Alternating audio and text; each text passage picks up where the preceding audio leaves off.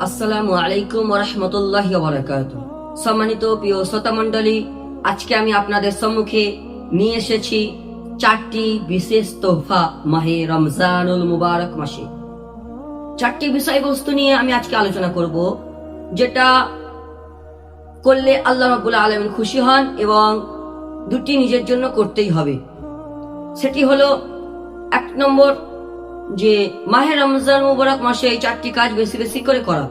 1 নম্বরে ছিল যে কালেমায়ে শাহাদাত বেশি বেশি করে জপ করা, অর্থাৎ আশহাদু আল্লা ইলাহা ইল্লাল্লাহ ওয়া আশহাদু আন্না মুহাম্মাদান আবদুহু ওয়া রাসূলুহু, এটাকে বেশি বেশি করে পাঠ করা।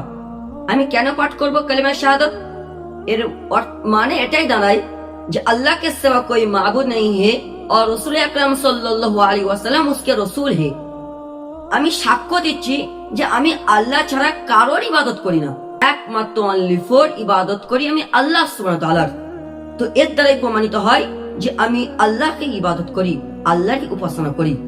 আর তার প্রেরিত দূত ওয়া আন্না মুহাম্মাদান আবদুহু ওয়া রাসূলুহু, তার প্রেরিত দূত হলেন মুহাম্মদ আরবি রাসূল আকরাম সাল্লাল্লাহু আলাইহি ওয়াসাল্লাম। 2 নম্বর ছিল ক্ষমা প্রার্থনা করা। যত আমি বেশি বেশি করে এই মাসে ক্ষমা প্রার্থনা করব আল্লাহর কাছে নিজের গুনাহের জন্য, তত বেশি আমার ফায়দা হবে।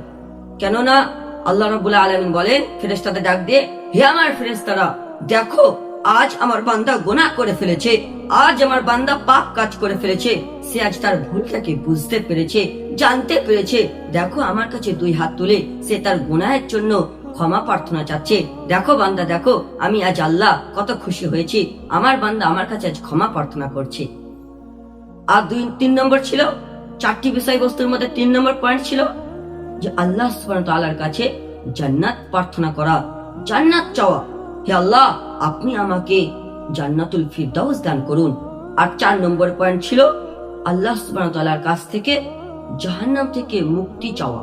হে আল্লাহ, আপনি আমাকে জাহান্নাম থেকে মুক্তি দান করুন, আপনি আমাকে জাহান্নাম থেকে মুক্তি দান করুন। রসুল আরবি সাল্লাল্লাহু আলাইহি ওয়াসাল্লাম, দো জাহানের বাদশা, সরকার দো আলম রাসূলুল্লাহ সাল্লাল্লাহু আলাইহি ওয়াসাল্লাম বলেন, হে মুসলমানগণ, তোমরা এই মাহে রমজানুল মুবারক মাসে 4টি কাজ বেশি বেশি করে করো।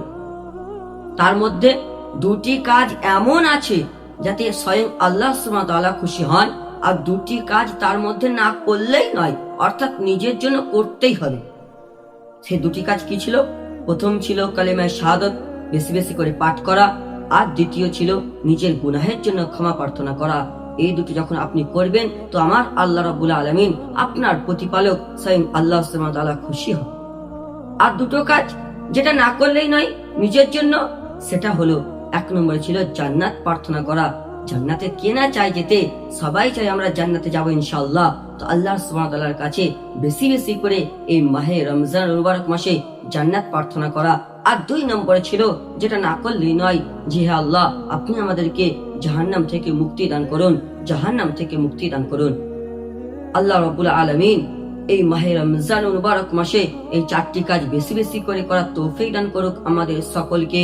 আমরা দোয়া করি আমরা 4টি কাজ বেশি বেশি করে আল্লাহ সুবহানাহু ওয়া তাআলার কাছে বেশি বেশি করে পেশ করব ইনশাআল্লাহ। হাদিস নম্বর সহিহ ইবনে খুজাইমা 1887 নম্বর, আত-তারগিব ওয়াত তারহিব ইবনুল মুনজির 1483 নম্বর হাদিস। আল্লাহ সুবহানাহু ওয়া তাআলা আমাদের সকলকে উক্ত আলোচনার প্রতি আমল করার তৌফিক দান করুক। আমিন সুম্মা আমিন। ওয়া মা আলাইনা ইল্লাল বালাগ।